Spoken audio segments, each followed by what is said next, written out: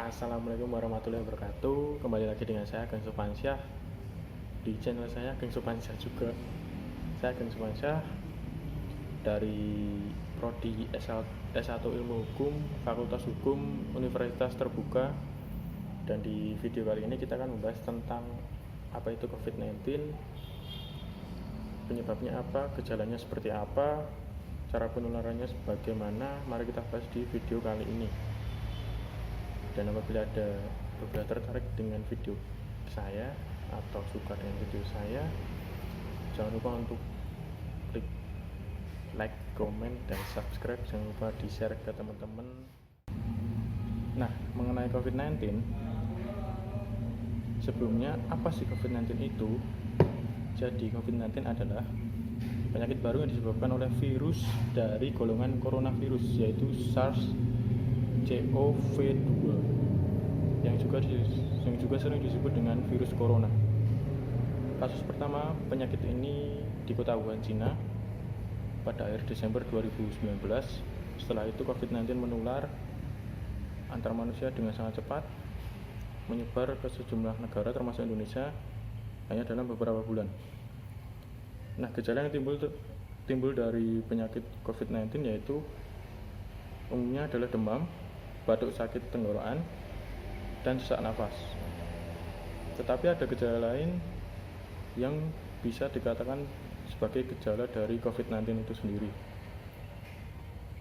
Meskipun lebih jarang munculnya, tapi ini juga termasuk dengan gejala COVID-19 itu sendiri. Yang pertama yaitu diare, sakit kepala, konjungtivitas, hilangnya penciuman atau anosmia, dan juga hilangnya kemampuan mengecap rasa, ruam di kulit. Dan jika kalian semua merasa ada gejala salah satu itu tadi, mungkin bisa dikonsultasikan dengan dokter rekan-rekan semuanya, ataupun swab antigen ataupun PCR terlebih dahulu. Dan setelah mengetahui gejala itu tadi, setelah itu ada cara penyebarannya, yaitu yang pertama melalui percikan udah yang tidak sengaja dikeluarkan oleh penderita COVID ataupun batuk yang kita tidak sadar bahwasanya itu adalah penyebab dari kita tertular. Jadi kita juga harus hati-hati. Kemudian yang kedua adalah memegang mulut, hidung, atau mata tanpa mencuci tangan terlebih dahulu. Jadi setelah kita melakukan kegiatan, melakukan hal apapun yang sekiranya kita menyentuh benda-benda yang jarang kita sentuh, lebih baiknya kita cuci tangan ataupun memakai hand sanitizer untuk meminimalisir kita tertular dari COVID-19. Kemudian yang ketiga yaitu kontak jarak dekat kurang dari 2 meter dengan penderita COVID tanpa mengenakan masker. Dan ini menurut CDC dan WHO menyatakan COVID-19 juga bisa menular melalui aerosol atau partikel zat di udara. Meski demikian, cara penularan ini biasanya terjadi dalam prosedur medis tertentu. Nah, penularan ini akan lebih mudah apabila terjadi di tengah kerumunan. Penularan melalui udara akan menjadi lebih mudah jika berada di kerumunan orang banyak, apalagi itu berada di ruang yang tertutup. Nah, dari akibat semakin cepatnya penyebaran virus corona di Indonesia, maka pemerintah Indonesia mengadakan atau membuat sebuah kebijakan yang dinamakan PPKM atau pemberlakuan pembatasan kegiatan masyarakat. Ini kebijakan yang entah beberapa kali saya juga lupa, sempat bergonta-ganti nama, tapi sebenarnya juga kalau menurut saya pribadi itu hasilnya tidak terlalu signifikan. Dan menurut saya ini penanganan COVID-19 di Indonesia itu termasuk lambat dan juga telat.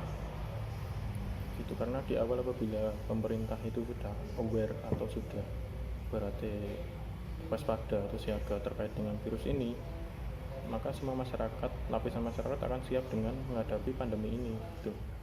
Sedangkan dari awal pemerintah kita, bahkan Menteri Kesehatan kita awalnya juga menyepelekan terkait dengan virus ini. Jadi setelah terjadinya pandemi, banyak masyarakat yang kaget, masyarakat yang belum siap. dengan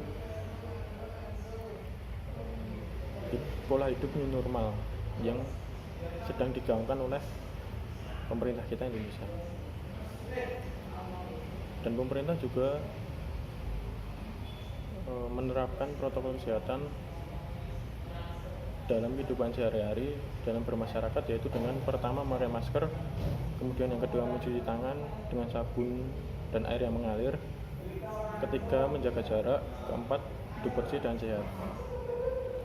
Nah, apabila ini sudah diterapkan dari awal, kita tahu bahwasanya virus corona itu ada, mungkin negara kita tidak separah ini dalam menghadapi COVID-19 ini. Kalau itu menurut saya pribadi, pandangan saya pribadi. Karena terus terang, saya termasuk penyintas, saya juga pernah positif, dan termasuk keluarga saya juga ada yang berpulang karena penyakit ini. Jadi saya juga agak mohon maaf apabila di video kali ini juga saya agak kurang kontrol atau pembahasannya atau melantur kesana kesini, karena memang saya juga belum lama ini terkena dan kehilangan orang yang saya sayangi karena penyakit ini. Jadi saya juga mengimbau kepada semua rekan-rekan yang melihat video ini, yang menonton video ini, entah itu COVID-19 itu benar atau tidak, atau yang jelas itu ada, tapi penyebabnya itu dibuat atau tidak, itu terserah rekan-rekan semuanya yang menilai. Tapi yang jelas COVID-19 itu ada, terserah rekan-rekan mau percaya ada atau tidaknya. Yang jelas mari kita terapkan pola hidup new normal yang baru ini dalam kehidupan kita sehari-hari. Apabila kita tidak percaya, setidaknya kita menghargai orang lain yang menerapkan, bukan membuat sebuah persepsi yang menguatkan argumen kita bahasanya COVID itu tidak ada. Seperti itu.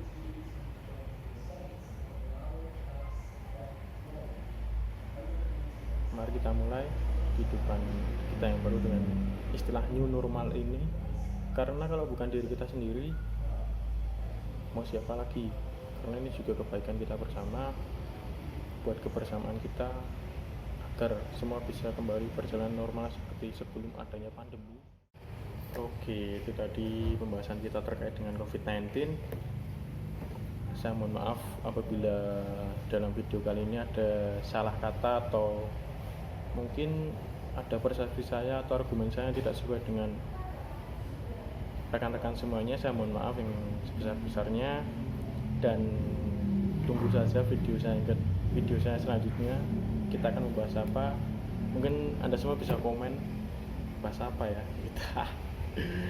Sekian dari saya, terima kasih. Wassalamualaikum warahmatullahi wabarakatuh. Oh iya, jangan lupa like, komen, dan subscribe-nya ya, di-share ke teman-teman juga. Terima kasih, see you next video.